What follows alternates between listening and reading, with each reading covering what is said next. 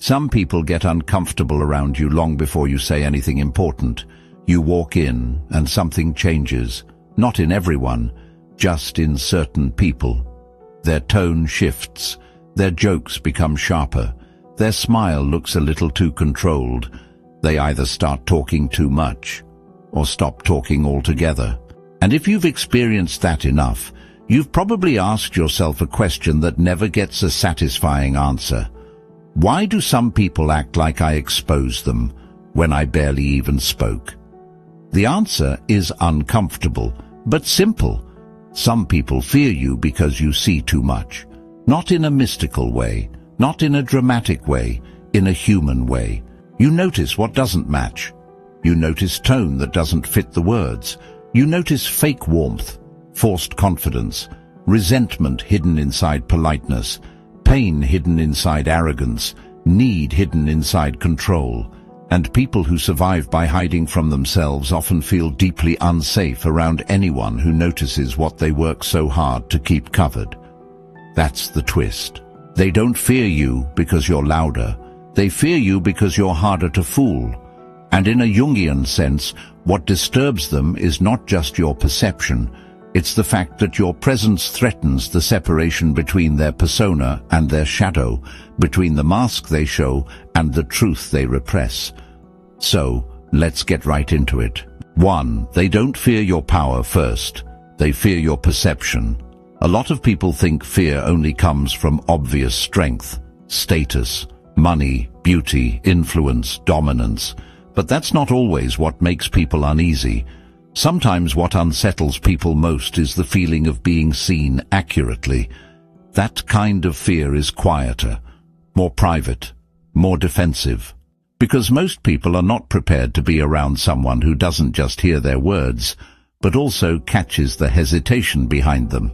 Someone who notices when the smile comes a second too late, when the compliment has an edge, when the confidence is rehearsed, when the kindness is strategic, when the silence is punishment.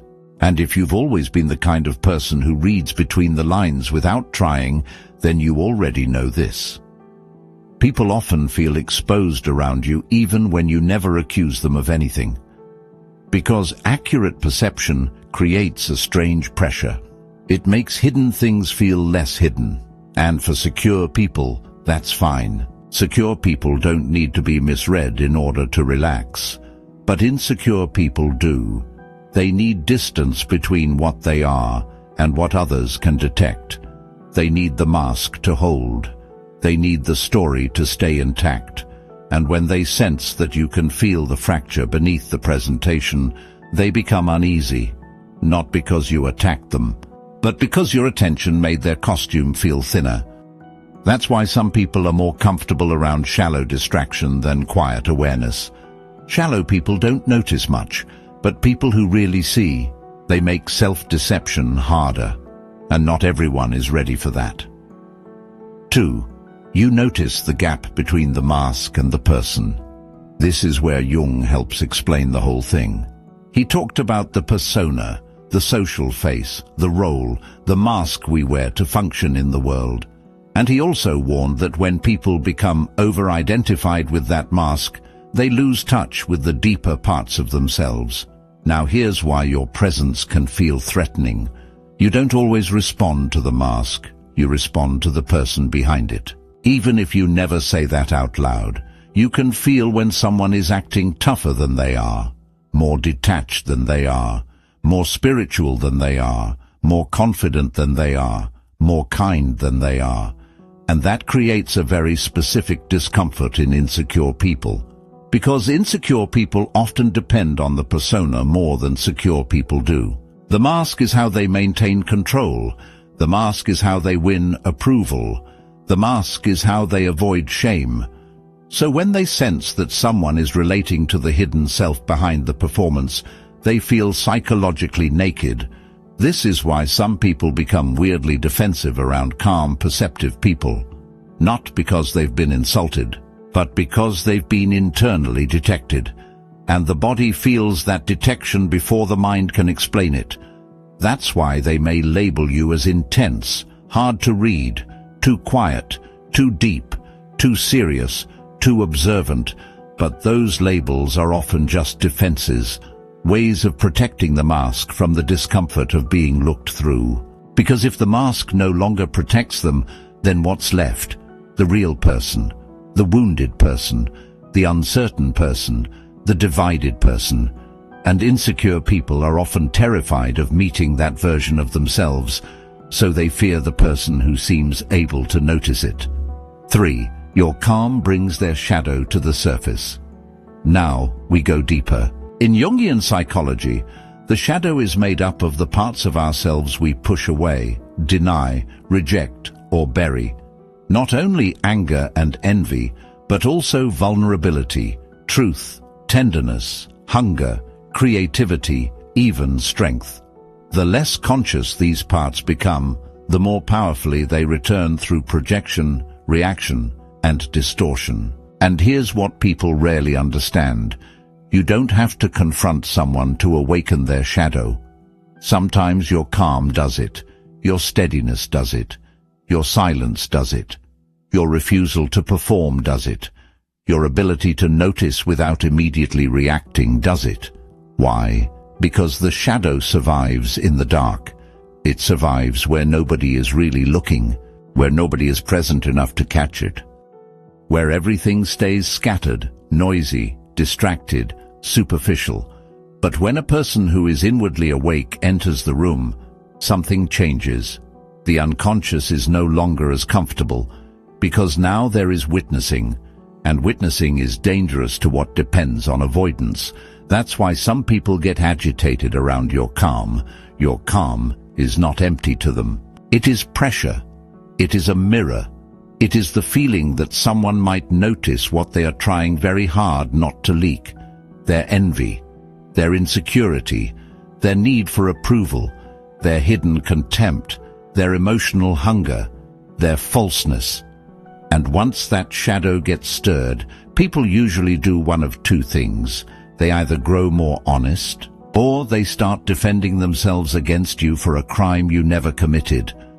That is why people can feel judged by you even when you're just sitting there, because sometimes the judgment they feel is not coming from you.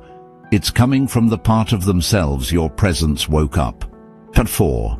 People fear the one who catches what others miss. Let's make this more relatable. If you're the kind of person this topic is for, you've probably had moments like these. Someone says, "I'm happy for you," and you instantly know they aren't. Someone acts friendly, but the friendliness feels rehearsed. Someone says, "I'm just joking," but you can hear the resentment hiding inside the joke.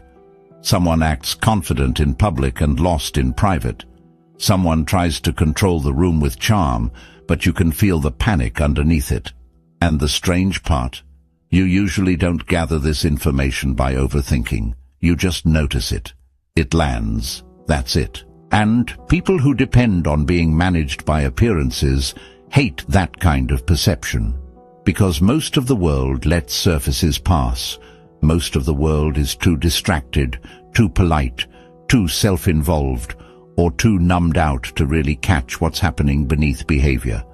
But when someone does catch it, the person hiding behind the behavior often feels instinctively unsafe. That's why your presence can create odd reactions before there's even a relationship, because some people can tell, very quickly, whether they're dealing with someone who sees only the script, or someone who notices the glitches in the performance.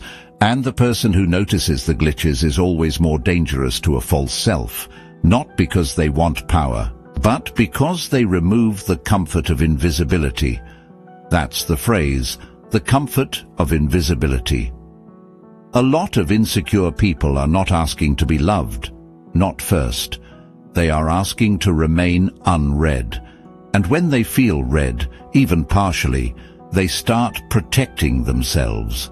Sometimes subtly, sometimes aggressively, sometimes through avoidance, sometimes through attack, but almost always through some form of distance. 5.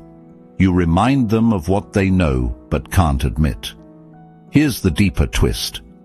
People don't always fear you, because you discovered something they didn't know. Sometimes they fear you because you activate something they already know and have worked very hard not to admit. That's important, because it changes the whole story. You're not always revealing new truths to them. Sometimes you're simply pressing on truths they already carry in silence. That they are performing strength, that they are jealous, that they are lonely, that they are dishonest with themselves, that they settled, that they're not as confident as they appear, that the life they are living is not the life they wanted, that they have been playing a role so long they don't know who they are without it. And when your presence brushes against those truths, they feel exposed in a way that goes beyond social discomfort. It becomes existential, because now they are not just worried about how you see them. They are being reminded of what they themselves have been avoiding. That's why some people become cold around authentic people. Authenticity has a way of turning private lies into loud internal echoes. And if a person lacks the courage to face those echoes, they may decide that you are the problem, that you're too intense, too sharp, too much, too observant, too hard to be around. But very often what they mean is, around you, I cannot comfortably continue pretending. And that is a different kind of fear, a much older fear. The fear of the self returning, the fear of the unlived life tapping on the glass, the fear that the mask is slipping and someone noticed. 6. This is why they try to label, dismiss, or misread you. Once people feel that kind of discomfort around you, they usually try to reduce it somehow. And one of the easiest ways to reduce discomfort is to reduce you. So they label you. They say you're arrogant when you're just self-contained. They say you're cold when you're just not performative. They say you think you're better than others when you simply don't need constant validation.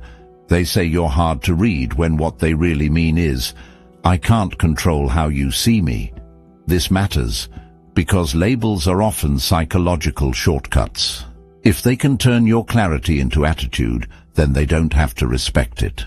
If they can call your silence weird, then they don't have to examine why it unsettles them. If they can dismiss your perception as overthinking, then they don't have to admit you noticed something real. And this is where a lot of sensitive, perceptive people get confused, because they start internalizing the label. They think, maybe I am too much. Maybe I'm too intense. Maybe I should soften myself. Maybe I should explain more.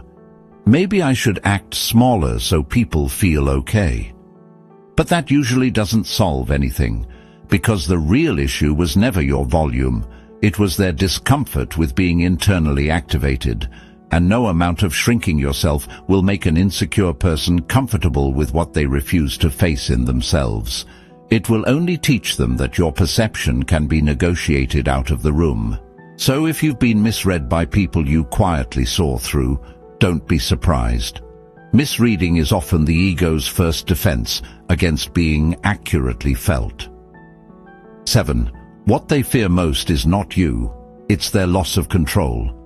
At the core of this whole dynamic is one thing: loss of control. When people can manage how they are perceived, they feel safe. When they can curate, charm, distract, impress, flatter, joke, posture, or dominate their way through a moment, they feel protected.